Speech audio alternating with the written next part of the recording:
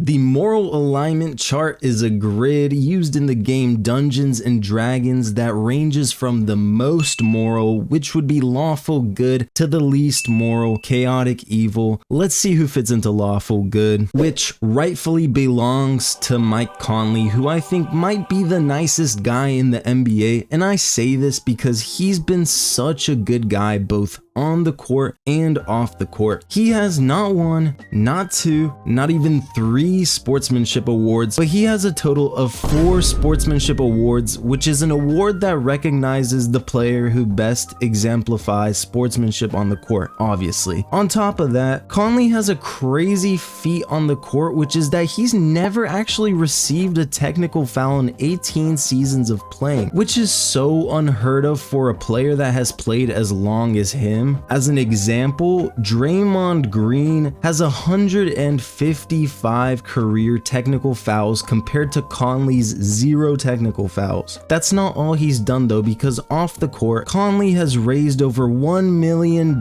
for sickle cell disease and donated another $1 million to the Memphis Grizzlies Foundation to help at-risk youth in the community. This man is just a wonderful guy on and off the court, and he deserves to be placed in lawful good, while Steph Curry deserves to be placed in the neutral good category. Curry is like the stereotypical nice guy in the NBA. You just don't see any mean bone at all in his body, and seeing him ever get angry is a rare sight. Bro is honestly just a chill guy. Like Mike Conley, Curry has also done so much for the underprivileged. He and his wife Aisha created the Eat, Learn, Play Foundation for helping children in undeserved communities, focusing on nutrition, education, and physical activity. He's also donated millions for COVID-19 relief, and he's even provided scholarships for students with diverse backgrounds. There is so much he's done. I can't even list it all, but Curry really does maintain that nice guy attitude off the court too. I can never honestly understand why people choose to hate on this guy of all people, but I guess with more popularity comes more hate too. And another player who gets undeserved hate sometimes is Giannis. He's a dominant force on the court, and he's such a loyal player to the Bucks. He's been with them since 2013 through ups and downs and won them a championship in 2021. He's got such a goofy personality that is the opposite of what he shows on the court. Giannis is the king of dad jokes in the NBA. So what's it feel like to finally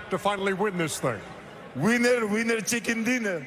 You need to leave. He's so unfunny that he's actually funny, and he's just a happy dude off the court. He knows how to have fun, and he can be serious too when it comes to helping his community internationally as well as the Milwaukee community. He's hosted basketball camps and made a lot of donations to the underprivileged in his country, Greece, and he's worked with the Bucks organization to promote community outreach programs. Giannis himself came from poverty, and he knew he could support his family if he made it to the NBA, and that was exactly the first thing he did. He actually gave so much money to his family that at one point he ran out of money and couldn't even afford a cab ride to the arena. He decided to run to the arena for a few miles until he was finally spotted by a couple that happened to be Bucks fans and gave him a ride. His humbleness is just unmatched. And now heading on to lawful neutral, you know, I've got to go with LeBron James. He's no perfect guy. He certainly betrayed Cleveland when he decided to go to the Heat and literally help start the super team era. LeBron has also had his fair share of flopping on the court and lots of arguing with refs, but putting that all aside, the man is still mostly a great guy, and he's done what he can for different communities. You might know that LeBron started his own school called the I Promise School in his hometown, Akron, Ohio, which helps children from low-income families get an education. The LeBron James Family Foundation is another example, providing education, mentorship, and community development. LeBron is just a great dad too. His interactions with his kids and taking that time as a billionaire to spend time with them and actually go to their games show what a caring dad he is. LeBron is a great role model on the court and off the court, but he has had his moments of disloyalty that we can never forget, or at least that I can never forget because I am a biased Cavs fan. And LeBron's former Cavs teammate and my favorite player, Kyrie Irving, is the true neutral player of the NBA. Let me say that there's no understanding Kyrie's mind. He is one of the most complicated players in sports, and he's been through a lot of drama and scrutiny from the media. Headlines began with his flat earth beliefs, which a lot of people found Kyrie insane for, and then once he left the Cavs, it got a whole lot worse because he got stuck up in drama with the Celtics too. In late 2018, Kyrie pledged to re-sign to the Celtics, but that promise was just straight up ignored by Kyrie, and he chose to sign with the Nets instead since the Brooklyn area was close to home for him. Celtics fans were obviously the least happy with that decision, and they hold a place of discontent for him because of that decision. It's not over though, because he would get into his most controversial period with the Nets where he decided to refuse to take the vaccine for a virus we all know about. Let's just say the media was obliterating him for this stance. Kyrie has a lot of out there opinions that conflict with the media's beliefs, so the media often take any chance they can to bash him, unfortunately. They fail to realize that Kyrie has a bright side too as well, because he's helped fund education, health, and social justice through his foundation, and he's shown a lot of support for indigenous communities, raising awareness for their issues. He's very close to his father too, and I remember seeing a video of him secretly getting his dad's house totally remodeled on a remodeling house show. Kyrie is complex, and as the most complex person on this list, putting him at true neutral fits him probably the best. And Kevin Durant best fits into the chaotic neutral category. We all know KD is not loyal at all. He betrayed and left the Thunder for the team that beat them in the playoffs, which was straight up possibly the most cruel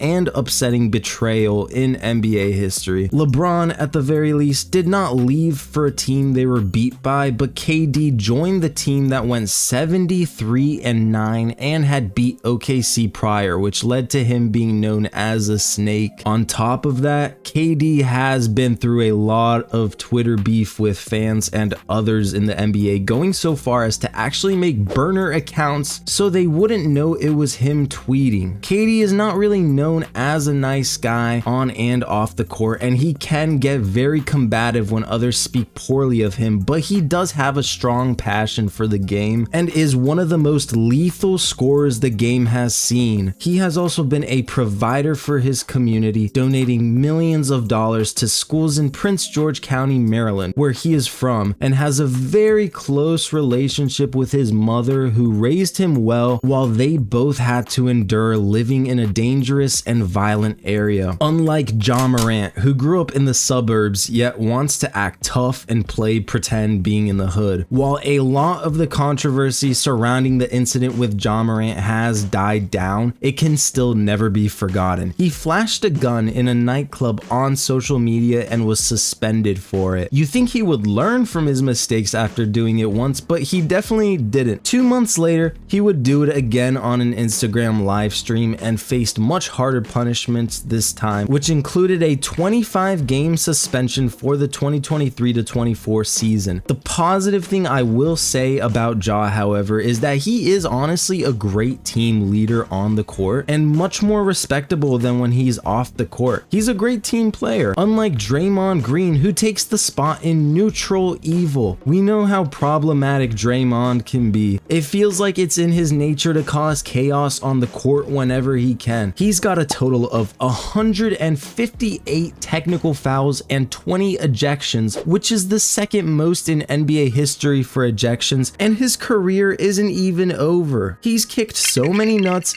and punched so many faces, including his own teammate, that putting him in this category was a no-brainer for me. He's so unpredictable, and if I were a player, I'd be terrified of catching a random stray from Draymond. You don't even have to do anything to him, and you may catch a headlock or a stomping. Bro is just a menace in the NBA, but there's another player that's even a bigger menace than him, and that's Dillon Brooks, the biggest current menace in the NBA. Now, let me say, I have never heard of anyone being a fan of Dillon Brooks and have never even seen his jersey be worn, period. I've only ever seen bad stuff about Dillon Brooks. At least Draymond still has respect for some other players, but Brooks is a tier 1 hater, an absolute professional Hall of Fame menace. He's given out a few groin hits himself to Donovan Mitchell and LeBron. He's been in the league since 2017 and already has 77 techs, 6 ejections, and 9 flagrant fouls. He shoved a cameraman for absolutely no reason. He caused Gary Payton II to fracture his elbow, and he's made disrespectful comments about other players, like the time he told LeBron he was old and saying he pokes bears. He's even had beef with Draymond Green himself, saying he doesn't like Draymond or the Warriors and making fun of his podcast. NBA players don't even like Brooks, much less the fans. He's a menace, injures others, makes fun of them, and has no remorse or regrets about his actions. He's a danger to others, and his personality is based on causing chaos on and off the court. Hall of Fame galaxy threat. Enough said.